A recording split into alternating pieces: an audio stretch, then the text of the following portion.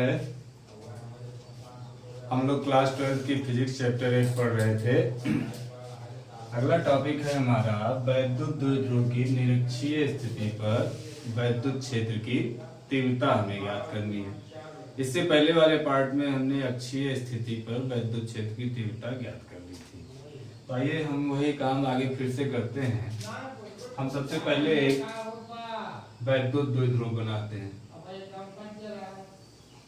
ये हमने एक वैद्युत द्विध्रुव बनाया, इसका नाम हमने दे दिया, ये हो गया ए, ये हो गया बी। इसका मिडिल पॉइंट हम मान लेते हैं, ये है O।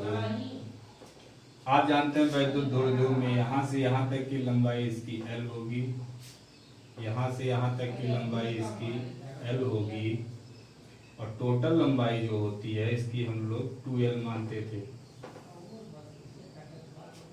ये हो गया हमारा वैद्युत द्विध्रुव। इस तरफ हम मान लेते हैं -Q आवेश रखा है, और इस तरफ हम मान लेते हैं +Q आवेश रखा है। अब आती है बात निरक्षीय स्थिति। निरक्षीय स्थिति क्या होती है? तो निरक्षीय स्थिति के लिए समझ लीजिए कि जो मिडिल बीच वाला बिंदु है, इस पर आप एक 90 डिग्री का या लंब खींच लीजिए। ये हमने एक लंब खींच लिया, यानी ये परपेंडिकुलर डाला, तो ये हो गया 90, ये भी हो गया 90। अब इस लाइन पर आप किसी भी बिंदु, कोई भी बिंदु लेंगे तो वो बिंदु कहलाएगा निरक्षीय स्थिति। बात आप समझ गए होंगे कि ये इस लाइन पर, यानी इस परपेंडिकुलर लाइन पर कोई भी आप बिंदु लेंगे तो कहलाएगा कि निरक्षीय स्थिति पर है। अब मान लेते हैं यहाँ पर जो हमारा बिंदु है, ये मान लेते हैं यहाँ पर हमारा बिंदु है, ये P है, ये P है। P को यहाँ पर हम लिख देते हैं, मान लीजिए ये P बिंदु है, और यहाँ पर एक +Q चार्ज रखा हुआ है, परीक्षण आवेश Q0 रखा हुआ है, और इस बिंदु पर हमें वैद्युत क्षेत्र की तीव्रता ज्ञात करनी है। सबसे पहले तो हम इन दोनों लाइन को इसे मिला लें, ये और ये लाइन हमने मिला दिया। इसको हम नाम दे देते हैं C। अब देखिए बिंदु P पर +Q आवेश के कारण जो बल लगेगा, ये भी +Q आवेश, ये भी +Q आवेश, तो ये इसको प्रतिकर्षित करेगा, तो यानी बल की दिशा हमारी ये होगी। और जो बल की दिशा होती है वही वैद्युत क्षेत्र की भी दिशा होती है। तो इस हिसाब से हम कह सकते हैं कि जो हमारा वैद्युत क्षेत्र बनेगा कुछ ये बनेगा। ये +Q आवेश के लिए वैद्युत क्षेत्र हमारा ये बनेगा। इसको हम लिख सकते हैं EB। ठीक है। अब आते हैं हम -Q आवेश के लिए।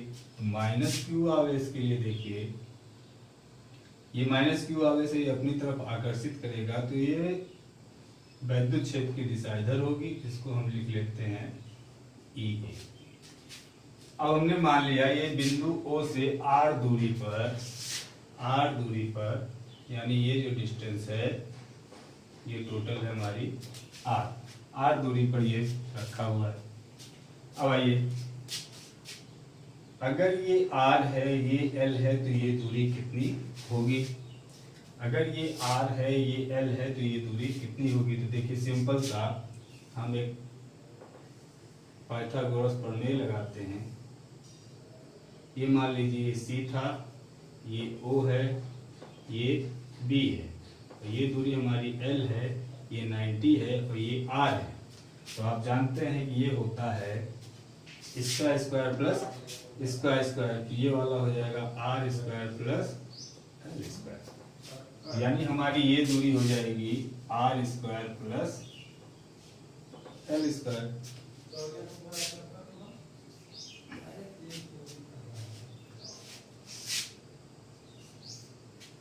ऐसे ही ये वाली हो जाएगी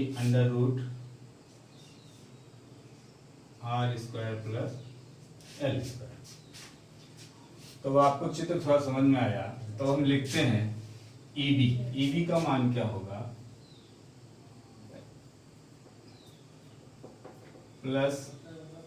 +Q आवेश के कारण वैद्युत क्षेत्र की तीव्रता बिंदु P पर बिंदु P पर वैद्युत क्षेत्र की तीव्रता को हमने माना है EB।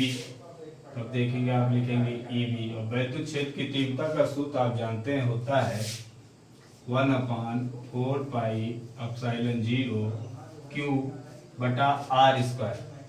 अब देखिए, यहाँ से यहाँ तक के लिए R की दूरी हमने पहले ही निकाल ली है। ये जो दूरी है इसी को हम R स्क्वायर के रूप में लिखेंगे।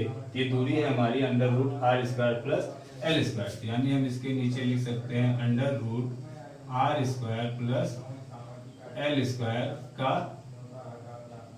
Whole square. तो ये हमारा EB आ गया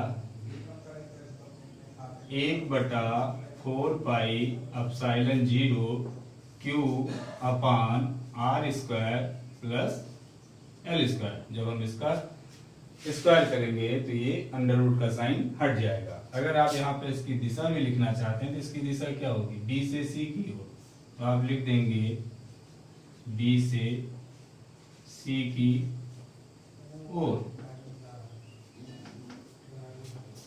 अब इसी प्रकार हम निकालेंगे -Q आवेश के कारण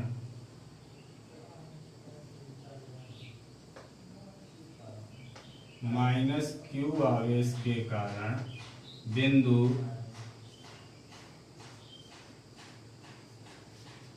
P पर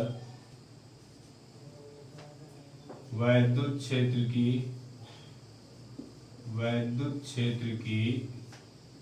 तीव्रता।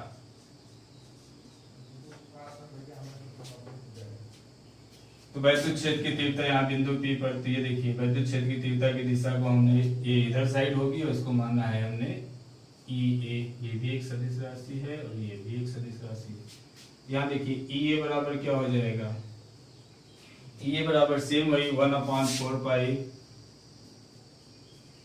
एप्सिलॉन 0 Q बटा R स्क्वायर। यहाँ भी R का मान है √R square plus L square, तो हम स्क्वायर करेंगे तो यहाँ भी हो जाएगा R square plus L square. लेकिन यहाँ पर हम दिशा लिखेंगे C से D की ओर, C से D की ओर। अब देखिए यहाँ पर हम देख रहे हैं कि EB बराबर भी 1/4 पाई एप्सिलॉन 0 Q अपान R square plus L square है, और EA बराबर भी 1/4 पाई एप्सिलॉन 0 Q बटा R square plus L square, यानी दोनों बराबर हैं। तो हम लिख सकते हैं कि मॉड EA बराबर मॉड EB बराबर 1/4 पाई एप्सिलॉन 0 Q बटा R square plus L square. देखिए इसका परिमाण EB और EA का परिमाण तो बराबर है, लेकिन दिशाएं अलग अलग हैं। परिमाण बराबर है और लेकिन दिशाएं अलग अलग हैं। लेकिन हमें क्या चाहिए, हमें परिणामी वैद्युत क्षेत्र की तीव्रता चाहिए। तो परिणामी वैद्युत क्षेत्र की तीव्रता हम कैसे निकालेंगे, आइए देखते हैं। मान लेते हैं ये एंगल है हमारा थीटा, ये एंगल है हमारा थीटा। तो अब हम इसके परपेंडिकुलर अगर हम यहाँ से ऐसे लाइन खींचे, सॉरी समांतर, इसके समानांतर हम ऐसे लाइन खींचे AB के समानांतर, तो अगर ये थीटा है तो ये वाला एंगल भी कितना हो जाएगा, थीटा हो जाएगा। अब EB के लिए हमें परिणामी वैद्युत क्षेत्र निकालना है, तो अब हम इसका वेक्टर घटक करेंगे, सदिश घटक करेंगे। और आप लोगों ने 11th में पढ़ा होगा कि सदिश घटक या वेक्टर कंपोनेंट किसी भी राशि का कैसे निकाला जाता है। हम आपको बता देते हैं। जैसे मान लीजिए आपने 11th में पढ़ा होगा मोशन में, जैसे मान लीजिए ये कोई वेक्टर है, ठीक है। तो वेक्टर घटक में दो कंपोनेंट बनाए जाते थे। एक तो जिस एंगल से, जो क्षैतिज रेखा से जिस एंगल पर ये बन रहा है कोण थीटा, और एक इसके ऐसे वर्टिकल। तो जो जिस एंगल से थीटा मिलता था, अगर हम इसको मान लेते हैं कि ये मान लीजिए ए है, ये कोई वेक्टर ए है और ये यहां से थीटा एंगल का कोण बना रहा है, तो ये वाला होगा ए कॉस थीटा, इसका क्षैतिज घटक होगा ए कॉस थीटा, जबकि जिससे थीटा नहीं मिला हुआ है यानी ऊर्ध्वाधर घटक हो जाएगा ई साइन थीटा। तो ऐसे ही हम देखिए यहाँ पर भी हमने एक ये क्षैतिज घटक निकाला और इसका ऊर्ध्वाधर घटक अगर हम निकाले तो ये कुछ ऐसे जाएगा और ये तो ये हो जाएगा हमारा ई बी साइन थीटा और ये वाला हमारा हो जाएगा ई बी कॉस थीटा। ये तो हमारे लिए हो गया वेक्टर ई बी के लिए। अब आते हैं वेक्टर ई ए के लिए।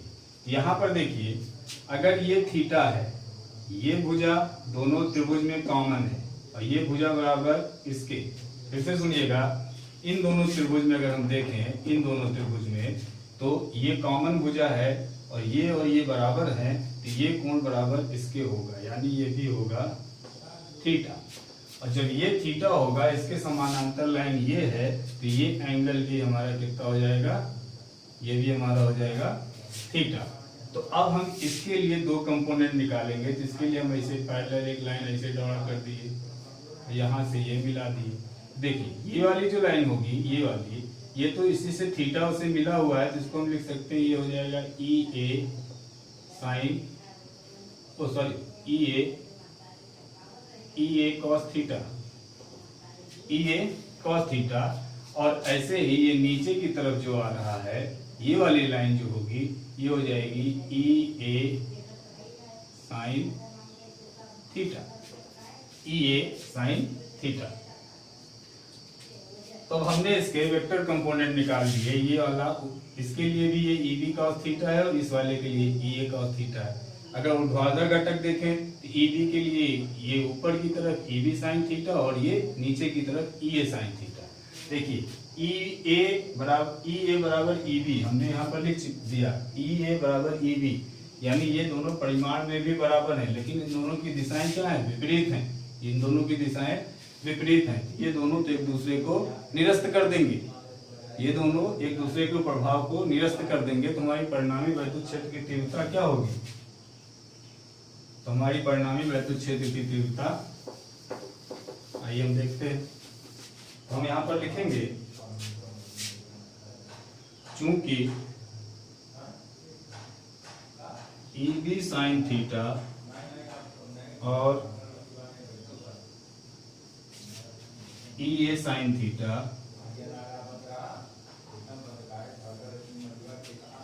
बराबर परंतु विपरीत है, बराबर परंतु विपरीत हैं। अतः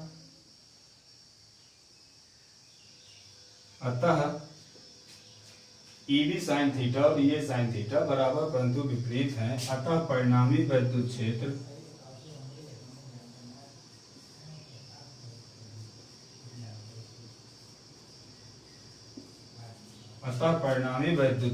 ई बराबर हमारा क्या हो जाएगा, ई बराबर दोनों के लिए E A cos theta plus E B cos theta, ये हो जाएगा E B cos theta plus E A cos theta.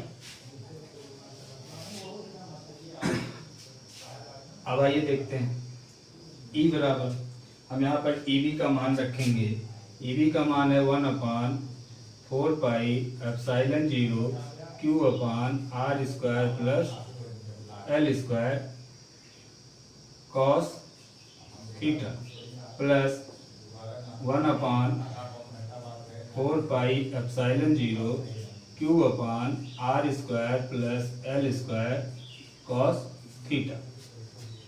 अब हमें यहाँ पर कॉस थीटा का मान चाहिए, तो आइए हम एक बार फिर से यहाँ कॉस थीटा का मान आएगा, इसी थीटा के लिए हम कॉस थीटा निकालें। तो ये ट्राइंगल हम फिर से बनाते हैं,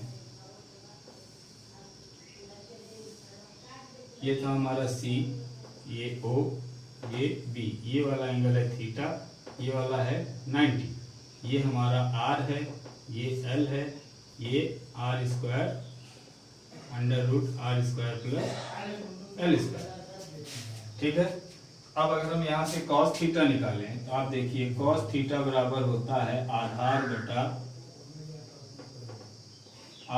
बटा कर्ण।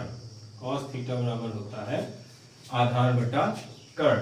तो थीटा डिग्री के सामने वाली जो भुजा होती है तो लंब होती है, और नीचे ये आधार और ये कर्ण। यहाँ से हम cos थीटा बराबर क्या लिख सकते हैं, cos थीटा बराबर आधार की जगह क्या लिखेंगे l, और नीचे क्या लिख देंगे under root r square plus l square. यहाँ से देखिए हम cos थीटा का मान रख सकते हैं, तो आप लिखेंगे E बराबर, ये इन दोनों को अगर हम जोड़ें तो क्या हो जाएगा, 2 गुणे 1/4 pi epsilon 0 q upon r square plus l square into cos theta. अब यहाँ पर अगर हम cos थीटा का मान रख दें E बराबर, यहाँ पर cos थीटा का मान रख दें तो ये हो जाएगा 2 गुणे 1/4 pi epsilon 0 q upon r square plus l square, इसको एक ब्रैकेट में कीजिए, into l upon under root के अंदर r square plus l square. ठीक है। अब आइए आगे देखते हैं। यहां से E बराबर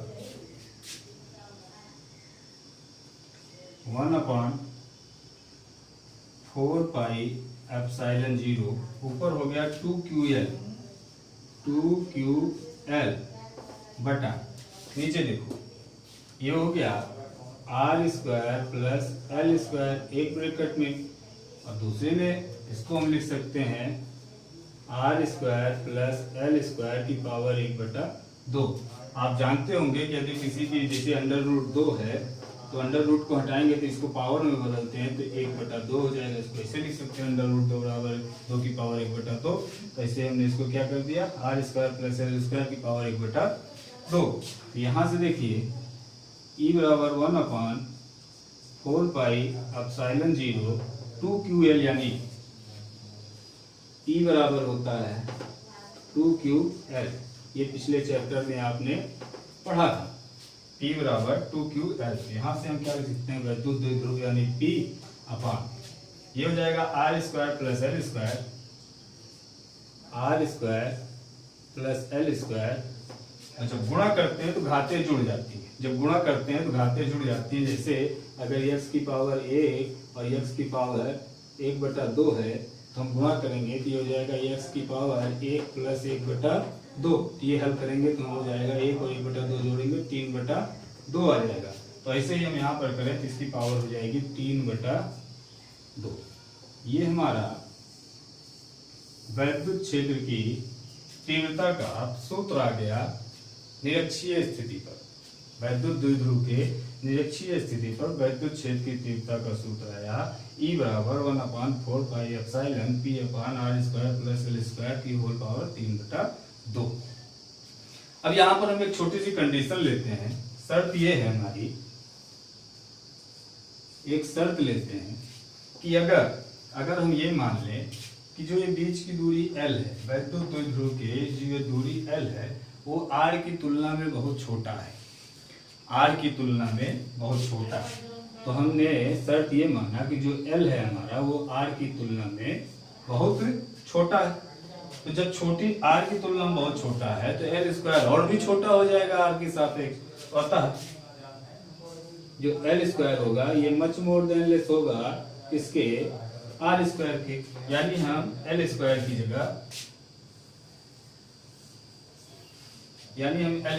की जगह जीरो भी रख सकते हैं, क्योंकि इसका मान एकदम नगण्य हो जाएगा।